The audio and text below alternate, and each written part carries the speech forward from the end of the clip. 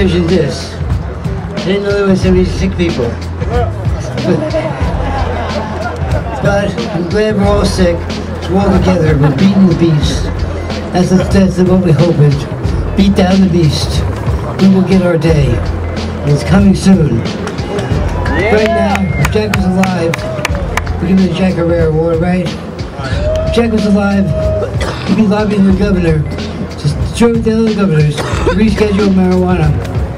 He'd be working with Congress so they could get them notice. We won the state of California. We have 52 congressmen. Reschedule now. We'd be active in our Congress. And he would say, Prop 215 was the best law we got now. Work with it. Work with it. It's about medicine. He was with us 1,000% on it. Don't be fooled by these other initiatives. The control freaks. We don't need control. We need medical marijuana, and we're getting it. And look around you. There's a lot of us. We're strong. So it's an honor to give this award. Who am I giving it to? Jack Herrera. Jack Herrera Award. No. I won't give the award, but he will. But thanks. It's good to see you. Get better.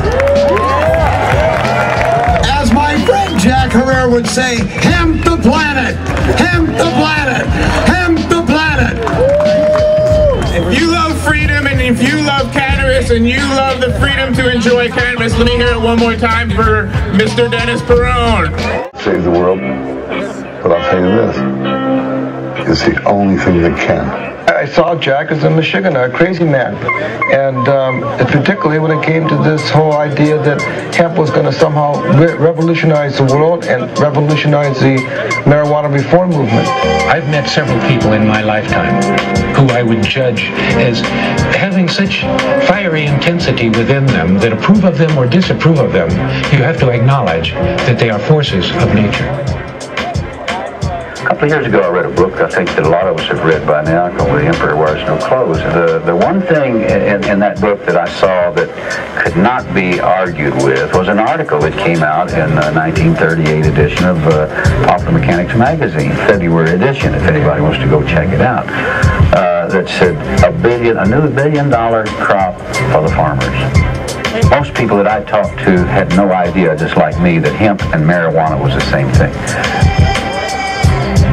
Jack Herrera is a social and philosophical tsunami, the ripples from whose splash will forever grace the shores of human consciousness in every freedom-loving nation. Jack recognized that cannabis is indeed a gateway to existentialism, which enlightens our existence and is the basis of our freedom of choice. He also recognized the miraculous powers of this herb for healing, and many sick and dying people have found comfort in its use after reading his wonderful manifesto, The Emperor Wears No Clothes.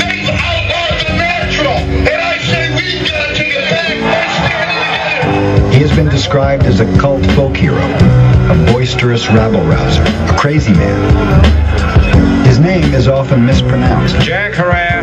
Have I pronounced it correctly, Jack? He likes to say it rhymes. Okay. Jack Herrera. Jack Herrera. Jack Herrera. Mr. Jack Herrera. We're going to put on Jack Herrera. My name is Jack Herrera. I'm co-founder of Help End Marijuana Prohibition. In 1973, Captain Ed Adair, who owned a countercultural store, Grateful Dead-like store in the San Fernando Valley, became my mentor. We learned that from kids that would hang around there that marijuana was also known as a plant called hemp. And I thought, well, that was interesting. One night, Captain Ed and I stumbled upon an idea.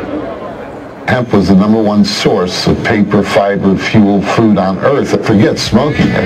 That historically, all the paper, I never knew paper had been made from marijuana, been made from a plant called hemp.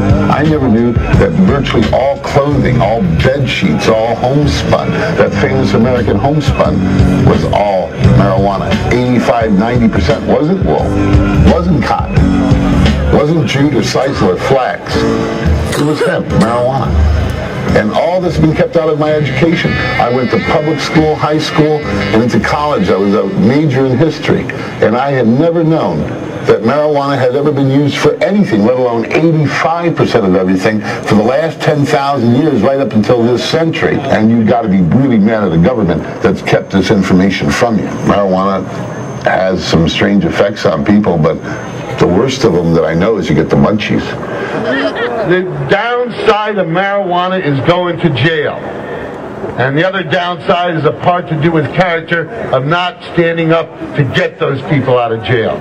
Let our people go. Let our people grow. You guys,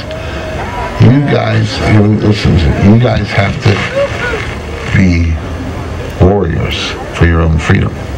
You can't depend on me or anybody else to win this freedom for you. This freedom comes from our willingness to put our act on the line and teach people all the comprehensive information that we've learned about hemp as fun, as paper, as fiber, as fuel. Yeah! Let's hear it for the members. With the education that his book has taught and influenced the people that are all here today, and it's the foundation of his teachings that's helped create this throughout the states that have legal medical dispensaries. So please seek out information, educate yourselves, educate your friends and your foes, because without educating the adversaries that would put us down for our beliefs in medical accessibilities and for our personal freedoms, make sure that we educate ourselves to change bad laws that affect good people. Thank you very much. I'm very honored, as well as the rest of my family. God bless you all.